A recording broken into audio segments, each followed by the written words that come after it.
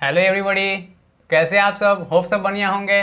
तो चलिए आज हम लोग लेके चले आए हैं force and laws of motion का 10वां लेक्चर, जिसमें हम लोग क्या पढ़ेंगे, law of conservation of linear momentum. इसे जो पहले वाला लेक्चर था 9वां लेक्चर, उसमें हम लोग क्या देखे थे, तो Newton third law of motion देखे थे, ठीक है ना। तो Newton third law of motion से ही उसमें हम लोग बतलाए थे, शायद थोड़ा आपके पास linear law of conservation of linear momentum का थोड़ा सा शायद बतलाए थे। तो जो Newton third law of motion है उसी से क्या होता है ना कि law of conservation of linear momentum आता है। तो ठीक है, तो ये जो law of conservation of linear momentum ये क्या कहता है ये देखिए जरा। तो लिखा हुआ है ना कि व्हेन टू और more bodies interact with one another the vector sum of their linear momentum remain constant. मतलब कांस्टेंट का मतलब क्या है, कह रहा है ना कि अगर कोई दो बॉडी इंटरेक्ट करता है, मतलब टकराता है, तो उसका जो लीनियर मोमेंटम होगा, जो लीनियर मोमेंटम का जो सम होगा वो क्या होगा, कंजर्व होगा, मतलब कांस्टेंट होगा, वो चेंज नहीं करेगा। कंजर्व का मतलब क्या है, कांस्टेंट का मतलब क्या है कि कंजर्व होगा, वो चेंज नहीं करेगा। वही बोल रहा है and not affected due to their mutual action and reaction. जो एक दूसरे को टकराएगा तो उसमें एक्शन और रिएक्शन होगा, तो एक्शन और रिएक्शन के कारण उसका जो लीनियर मोमेंटम होगा दोनों बॉडी का, वो क्या होगा, कंजर्व होगा, मतलब कांस्टेंट होगा, उसमें कोई भी चेंजिंग नहीं होगा। इसमें भी एक एक्सेप्शन है कि क्या होना चाहिए ना कि उस पर कोई भी एक्सटर्नल फोर्स, कोई भी अनबैलेंस एक्सटर्नल फोर्स उस पर नहीं लगना चाहिए। तो यही पॉइंट बोल रहा है कि the only condition is that no unbalance external force should be acting on the system of bodies. कह रहा है कि अगर कोई दो बॉडीज है, ठीक है ना, law of conservation of linear momentum क्या कर रहा है, तो अगर कोई दो बॉडीज है उसमें क्या होता है, इंटरेक्शन होता है, मतलब टकराव होता है, तो उसका जो लीनियर मोमेंटम जो होगा वो क्या होगा, कंजर्व होगा। उसका एक्शन और रिएक्शन के कारण टकराएगा तो एक्शन और रिएक्शन होगा, उसके कारण उस पर कोई बॉडीज पे कोई इफेक्ट नहीं होगा। उसका जो लीनियर मोमेंटम क्या होगा, इनिशियल जो उसका लीनियर मोमेंटम होगा और जो फाइनल लीनियर मोमेंटम होगा वो क्या होगा, कंजर्व होगा। सिर्फ एक कंडीशन होना चाहिए कि जो हम लोग उस पर कोई अनबैलेंस एक्सटर्नल फोर्स अप्लाई न करे। जैसे जो कंडीशन में वो जा रहा है उस कंडीशन में उसको हम लोग जाने दें। अगर उस पर हम लोग क्या करेंगे ना कि एक्सटर्नल फोर्स अप्लाई जब कर ही देंगे तो उसमें तो चेंज हो ही जाएगा। तो उस पर अगर हम लोग जो नेट एक्सटर्नल अनबैलेंस फोर्स होता है उसको हम लोग क्या करेंगे, अप्लाई नहीं करेंगे। वो ऐसे ही जो कंडीशन में वो हो रहा है उसको होने देंगे। तो इसको प्रूव करने के लिए क्या करते हैं ना कि यहाँ पे प्रूव हो जाएगा, हो जाना तो चाहिए। चलिए ट्राई करके देखते हैं। उसको प्रूव करने के लिए दो बॉडी लेते हैं, ठीक है। एक बॉडी ए ले लेते हैं, ये कुछ बड़ा बॉडी है, इसका नाम दे दिए ए, ठीक है। एक छोटा बॉडी लेते हैं, एक क्या ले लेते हैं, छोटा गेंद ले लेते हैं। मान लें कि एक बड़ा गेंद ले लिए, एक छोटा गेंद ले लिए। जो छोटा वाला गेंद है उसको नाम दे दिए बी, ठीक है। इसका जो मास है, इसका जो मास होगा इसको मास का हम लोग नाम दे दिए एम ए, ठीक है। और छोटा वाला को क्या नाम दे दिए, एम बी। क्या दे दिए हैं, एम बी। चलिए इसको एम ए दे दिए, इसको एम बी बोथ दे दिए। अब इसमें क्या है ना कि वेलोसिटी है, तो इसमें वेलोसिटी होगा, तो इसका जो वेलोसिटी होगा इसको हम लोग अभी नाम दे दिए हैं यू ए, मतलब ए का जो इनिशियल वेलोसिटी वो हो गया। और इसमें भी कुछ वेलोसिटी होगा, इसको हम लोग क्या नाम दे दिए हैं, यू बी नाम दे दिए। क्या नाम दे दिए हैं, यू बी। अब एक कंडीशन इसमें है, इस चीज को प्रूव करने के लिए एक कंडीशन रखा गया है कि दोनों में क्या है, वेलोसिटी है। दोनों आगे की ओर मूव, इधर की ओर मूव कर रहा है, किधर की ओर, इधर की ओर, दोनों मूव कर रहा है।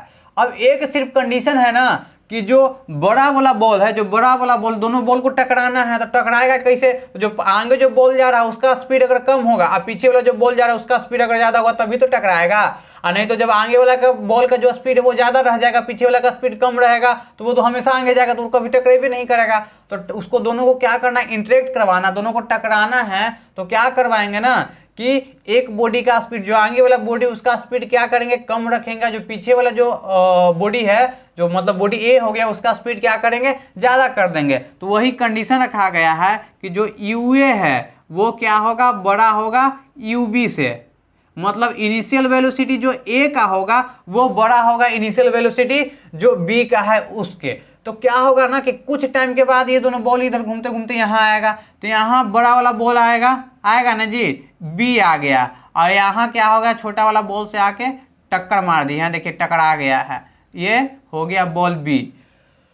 तो अब देखिए यहाँ का अगर लीनियर मोमेंटम अगर यहाँ का लीनियर मोमेंटम दोनों का अगर हम लोग क्या कैलकुलेट करेंगे, और जब टक्कर होकर क्या होगा ना कि टकराएगा, तो मान लीजिए कि एक्शन और रिएक्शन होगा ना। जैसे पीछे से एगो बॉल जा रहा है और एगो आगे बॉल है, तो आगे वाला छोटा बॉल है, पीछे से एक बड़ा बॉल है। बॉल का छोड़िए ना, मान लीजिए कि आप खड़ा हैं या धीरे धीरे आप जा रहे हैं, पीछे से आपको कोई धक्का दे देगा, तो जो आपको धक्का देगा, तो जो ना स्पीड से आपको धक्का दिया है वो भी उसका स्पीड भी कुछ कमेगा और आप में कुछ और ज्यादा स्पीड आ जाएगा। मतलब जब इसको धक्का दे देगा तो छोटा वाला बॉल क्या होगा ना कि थोड़ा वो स्पीड से जाने लगेगा, बड़ा वाला बॉल क्या होगा, उसका स्पीड कुछ कमेगा। तो क्या होगा कि फिर इस दोनों एक दूसरे से फिर अलग हो जाएगा। तो होता है, मान लीजिए कि फिर बड़ा वाला जो बॉल है वो यहाँ आ जाता है और छोटा वाला बॉल यहाँ आता है। इसका बी हो गया, इसका क्या हो गया, नाम ए हो गया। अब यहाँ इसका जो वेलोसिटी है उसको क्या नाम दे दिए, तो फाइनल वेलोसिटी हो गया, तो वी ए, क्या इसको नाम दे दिए, वी ए। और इसका जो वेलोसिटी उसको क्या नाम दे दिए, तो वी बी नाम दे दिए। तो हम लोग क्या क्या नाम दिए हैं ना, देखिए, तो ए में इसका जो मास है, ये जो बॉडी है इसका नाम ए है, इसका बॉडी का नाम बी है, इसके ऊपर जो मास है उसको क्या नाम दे दिए, एम ए नाम दे दिए, और इसमें जो वेलोसिटी है उसको यू ए कह दिए। इसका जो मास है तो उसको एम बी बोल दिए, और इसमें जो वेलोसिटी है उसको यू बी बोल दिए। ठीक है, बोल दिए ना। अब क्या करते हैं कि कुछ देर के बाद ये बॉडी यहाँ आ जाता है, तो इसका मास तो वही रह जाएगा और वेलोसिटी सिर्फ चेंज हो जाएगा। तो यहाँ वेलोसिटी वी ए हो गया और इसका वेलोसिटी छोटा वाला जो है उसका वी बी हो गया।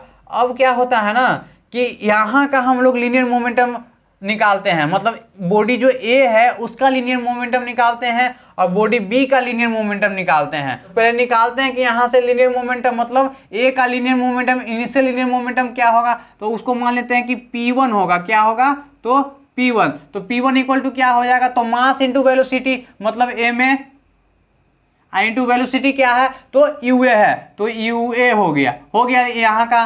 अगर फाइनल यहाँ का हम लोग निकालेंगे तो क्या हो जाएगा, तो पी ए डैश, इसको मान लेते हैं, P1 डैश मान लेते हैं। तो यहाँ का क्या होगा, तो जो मास यहाँ जो मास होगा वही मास तो यहाँ भी आया होगा, मास तो चेंज नहीं होगा, सिर्फ और सिर्फ वेलोसिटी चेंज हुआ होगा। तो मास क्या होगा, तो एम ए हो गया, आई टू वेलोसिटी क्या है, तो वी ए है, तो वी ए हो गया। तो हम लोग को इनिशियल मोमेंटम पता चल गया और फाइनल मोमेंटम पता चल गया। तो इनिशियल मोमेंटम भी हम लोग को मालूम है और फाइनल मोमेंटम भी मालूम है। तो चेंज ऑफ लीनियर मोमेंटम नहीं निकाल देंगे, तो अब हम निकालते हैं क्या है, तो चेंज ऑफ लीनियर मोमेंटम।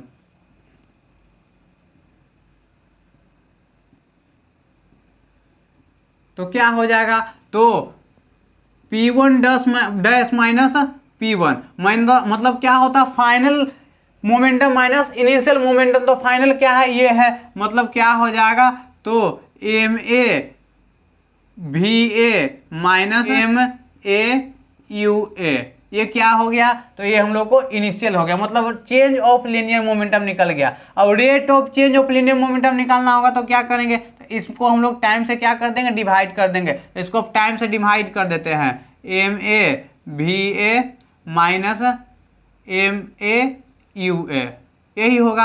अब बाई टाइम टी, इसको से डिवाइड कर दिए। अब क्या करते हैं ना, तो ये तो हमें ए के लिए निकालने हैं, किसके लिए निकाले हैं, फॉर ए। अब क्या करते हैं ना कि बी के लिए निकालते हैं, बी के लिए सेम चीज निकालते हैं, फॉर बी। जो बॉल बी है उसके लिए अगर निकालते हैं तो हम लोग क्या करेंगे ना, जो सेम चीज करे हैं, यहाँ का पहले बी का लीनियर मोमेंटम निकाल लेंगे। तो यहाँ का इसका लीनियर मोमेंटम क्या हो जाएगा, तो यहाँ का अगर लीनियर मोमेंटम निकालेंगे तो हो जाएगा एम बी वी बी, होगा ना जी। और यहाँ का लीनियर मोमेंटम निकालेंगे तो क्या हो जाएगा, तो एम बी वी बी, यहाँ का क्या हो जाएगा, एम बी यू बी होगा, यहाँ का क्या होगा, एम बी यू बी, और यहाँ का क्या हो जाएगा, एम बी वी बी। मतलब यहाँ का जो इनिशियल वेलोसिटी होगा वो और उसका मास मल्टीप्लाई हो जाएगा, यहाँ का जो फाइनल वेलोसिटी होगा वो और उसका मास मल्टीप्लाई हो जाएगा। अब ये दोनों का चेंज निकाल देंगे, तो इसमें से इसको घटा देंगे। अब इसका रेट ऑफ चेंज निकालेंगे तो क्या निकल जाएगा, तो rate of change of linear momentum of b. तो बी क्या निकल जाएगा, तो इसमें से इसको घटा देते हैं तो क्या हो जाएगा, तो m b v b minus m b u b बटा टी, ये हो गया। अब एक चीज हम लोग और जानते हैं कि जो rate of change of linear momentum होता है, क्या होता है, rate of change of linear momentum वो फोर्स के बराबर होता है। न्यूटन सेकंड लॉ से हम लोग को क्या मिला था कि जो rate of change of linear momentum होता है वो फोर्स के, मतलब जो एक्सटर्नल फोर्स हम लोग अप्लाई करते हैं उसके बराबर होता है, यही ना होता है। तो rate of change of linear momentum equal to क्या हो गया, फोर्स। तो अब फोर्स देखिए यहाँ पे दोनों टकराया, तो जो ए है इसके ऊपर एक फोर्स लगाया होगा तो एक्शन फोर्स लगाया होगा, जो ए है इसके ऊपर टकराया होगा तो एक फोर्स लगाया होगा, एक्शन फोर्स। तो इस फोर्स को हम लोग क्या बोल दें, एफ ए बी बोल दिए, क्या बोल दिए, एफ ए बी, इसको ए बी।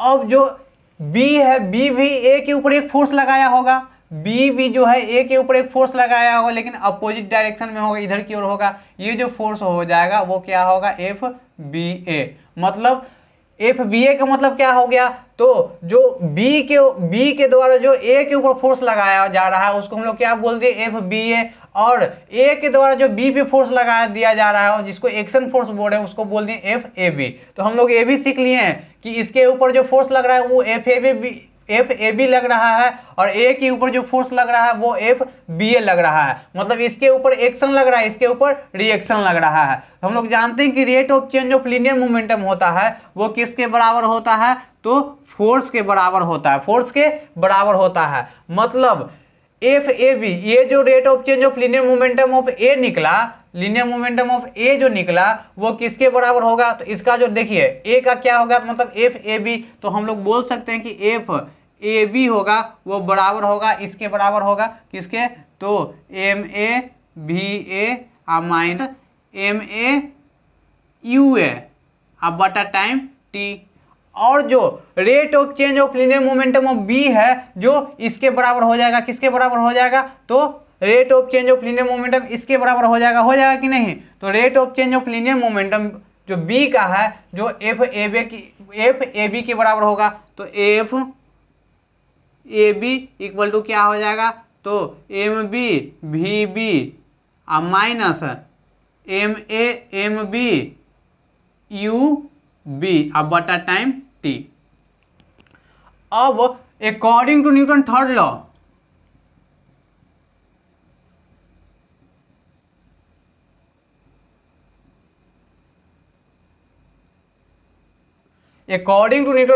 हम लोग जानते हैं कि every action has equal and opposite reaction. हर एक एक्शन का क्या होता है, इक्वल और अपोजिट रिएक्शन होता है।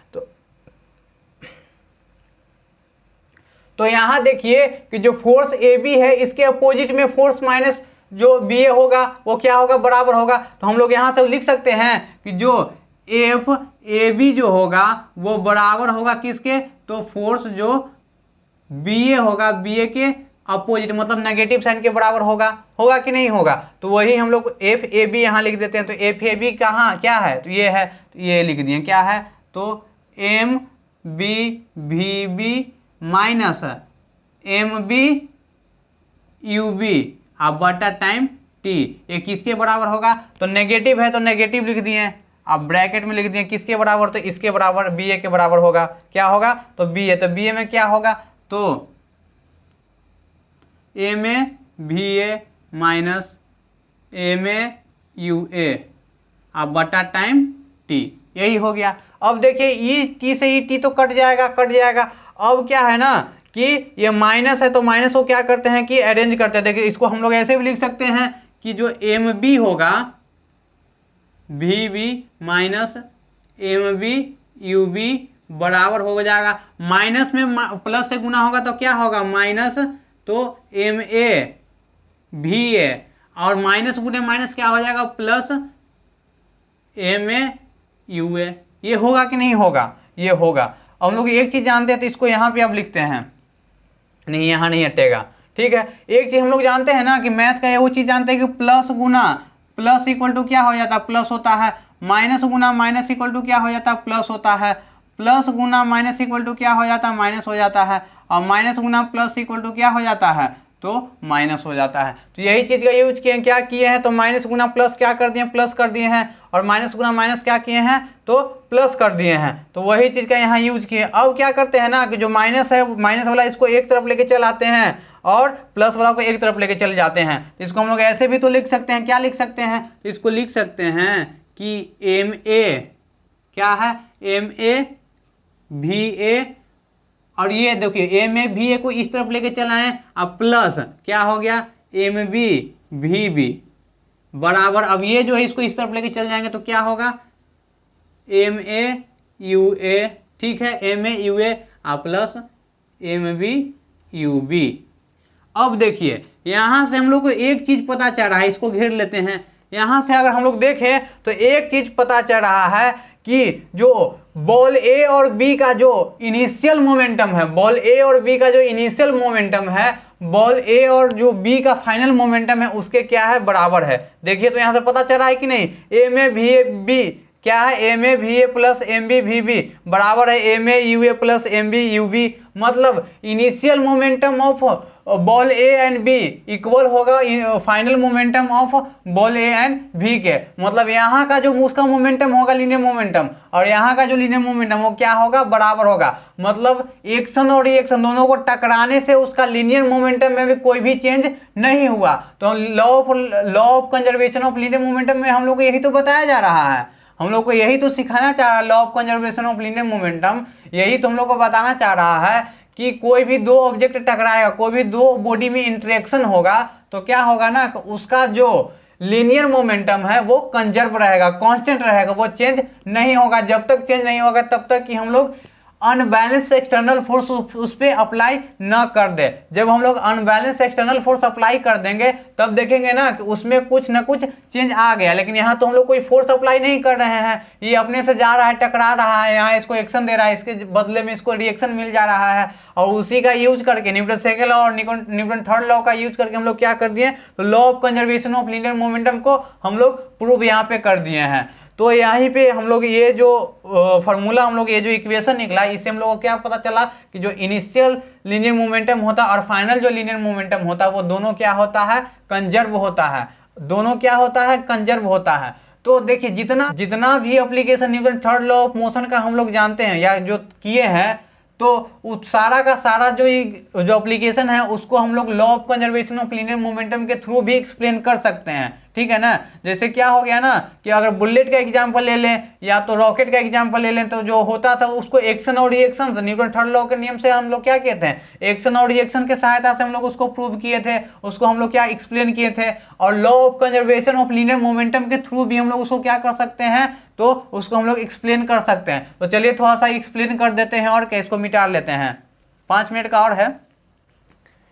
अब क्या करते हैं ना कि जो न्यूटन थर्ड लॉ का कुछ एप्लीकेशन था, जैसे रॉकेट वाला एप्लीकेशन था, उसको हम लोग क्या करते हैं प्रूव करते हैं law of conservation of linear momentum के थ्रू। तो क्या करते हैं ना कि मान लीजिए कि हम लोग क्या जानते हैं कि जो रॉकेट है, रॉकेट जब रेस्ट में रहता है, मतलब जब रॉकेट स्टार्ट उसको फायर नहीं किया गया है तो रेस्ट में रहता है, तो उसका जो लीनियर मोमेंटम उसका वेलोसिटी है 0 है, तो लीनियर मोमेंटम क्या होगा 0 होगा। लेकिन जब उसको फायर किया जाता है तो क्या होता होगा उसमें, आपको है पता।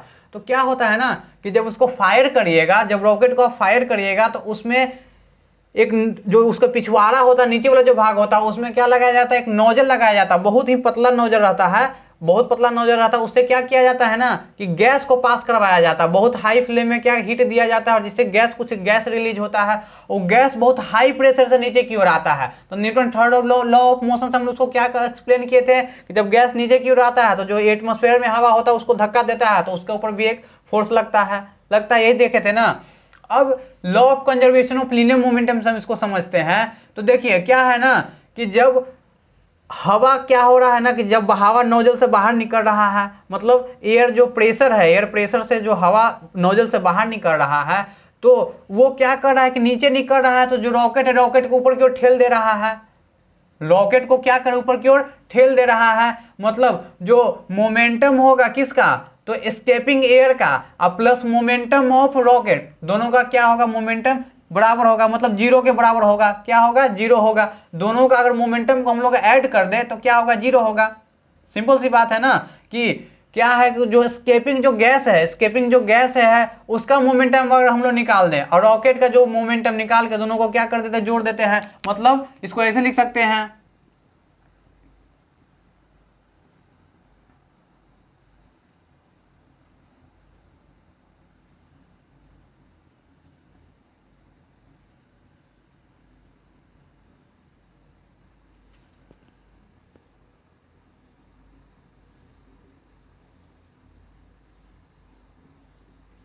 जीरो के बराबर होगा।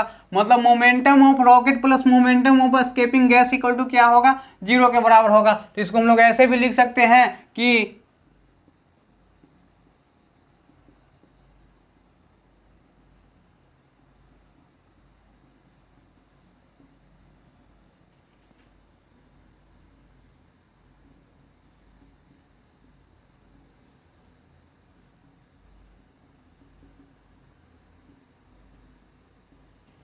लिख सकते हैं ना।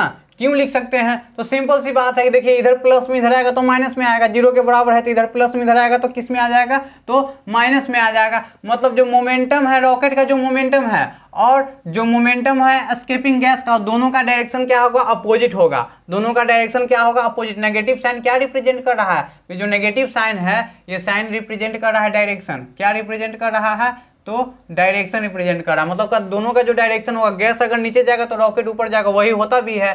क्या होता है, स्केपिंग गैस वो नीचे जाता है तो रॉकेट क्या होता है, ऊपर की ओर जाता है। तो every action has equal and opposite reaction, prove कर दिया ना। तो law of conservation of linear momentum के थ्रू भी हम लोग क्या कर सकते हैं, तो न्यूटन का जितना भी एप्लीकेशन है उसको हम लोग प्रूव कर सकते हैं, एक्सप्लेन कर सकते हैं। जब अब अगला एग्जांपल ले लेते हैं, जैसे बुलेट और क्या ले लेते हैं, गन का एग्जांपल ले लेते हैं। तो मान लीजिए कि बुलेट है और क्या है, गन है। तो बुलेट का जो मास होगा उसको हम लोग क्या मान लिए हैं, m1 मान लिए हैं, और जो गन का मास है उसको मान लिए हैं m2। क्या मान लिए हैं, m2। इसका जो वेलोसिटी है इसको मान लिए v1, इसका जो वेलोसिटी इसको क्या नाम दे दिए हैं, तो v2 नाम दे दिए हैं। तो इसका अगर हम लोग मोमेंटम निकाल देंगे तो क्या होगा, तो p इक्वल टू क्या हो जाएगा, तो m1 v1 होगा। और इसका मोमेंटम निकालेंगे तो p2 इक्वल टू क्या हो जाएगा, p1 इसको मान लेते, इसको p2 मान लेते, इसको क्या होगा, तो m2 v2 हो जाएगा। अब हम लोग क्या जानते हैं,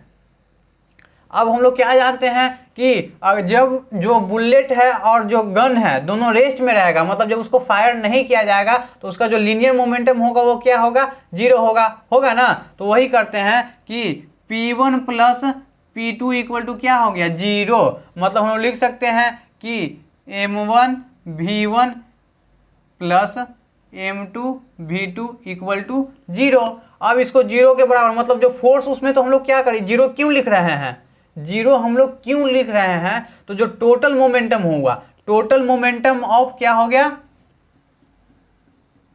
total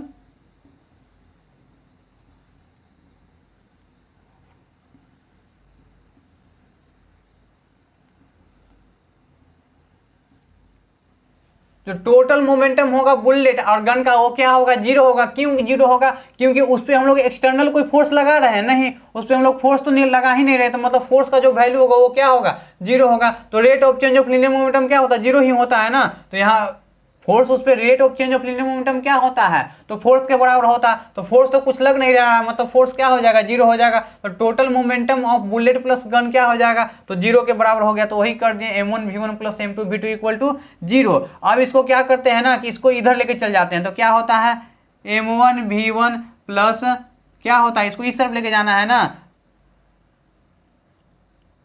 m1 v1 equal to क्या हो जाएगा, equal to minus m2 v2। अब क्या करते हैं ना, कि ये जो माइनस इधर जो साइन लगा हुआ है इसको इस तरफ लेके चले आते हैं, तो क्या हो जाएगा, और जो v2 है v2 को इंडिपेंडेंट करते हैं, तो v2 इक्वल टू हम लोग लिख सकते हैं माइनस m1 v1 बटा m2। मतलब यहाँ से हम लोग क्या पता चल रहा है, यहाँ से हम लोग को क्या पता चल रहा है कि v2 इक्वल टू क्या हो जाएगा, minus m1 v1 by m2। एक चीज हम लोग को पता है कि जो फोर्स होता है, फोर्स इक्वल टू होता है मास इंटू एक्सेलरेशन। मतलब एक्सेलरेशन बराबर फॉर्मूला क्या हो जाएगा, फोर्स बटा मास। क्या हो रहा है, एक्सेलरेशन इक्वल टू फोर्स बटा मास। अब देखिए मास और एक्सेलरेशन में क्या कैसा रिलेशन है, तो एक्सेलरेशन क्या है, इनवर्सली प्रोपोर्शनल है मास का, मतलब मास अगर बढ़ेगा तो एक्सेलरेशन घटेगा, एक्सेलरेशन अगर बढ़ेगा मतलब मास घटेगा, सिंपल सी बात है। अगर एक्सेलरेशन घटेगा तो मास बढ़ेगा, इनवर्सली प्रोपोर्शनल, जस्ट उल्टा होगा। तो देखिए क्या हो रहा है ना कि यहाँ वेलोसिटी है और यहाँ मास है, मतलब ये जो m2 मास है, m2 जितना मास क्या होगा घटेगा, जितना कम मास होगा उतना ज्यादा वेलोसिटी होगा। क्या है, इनवर्सली प्रोपोर्शनल है, एक दूसरे का क्या है, उल्टा है, मतलब जिस ऑब्जेक्ट में जितना कम मास होगा उसका वेलोसिटी उतना ज्यादा होगा। यही ना कह रहा है कि v2 जो वेलोसिटी होगा कब ज्यादा होगा, जब उसका जो मास है, जो m2 जो मास है बहुत कम होगा तो v2 वेलोसिटी बहुत ज्यादा होगा, और मास बहुत ज्यादा होगा तो वेलोसिटी क्या हो जाएगा, कम हो जाएगा। तो हम लोग यहाँ से क्या एक्सप्लेन कर दिए कि इस चीज को देखिए m1 v1 m2 v2 क्या कर रहा बता रहा है कि जो लीनियर मोमेंटम है वो क्या है, एक दूसरे के अपोजिट है, जो फोर्स लग रहा है वो क्या लग रहा है, एक दूसरे के अपोजिट है, एक इधर जा रहा है एक इधर जा रहा है, मतलब जो बुलेट फायर किए तो इधर की ओर जा रहा है और गन जो फायर किए वो इधर की ओर जा रहा है। तो law of conservation of linear momentum में हम लोग को इतना ही पढ़ना था।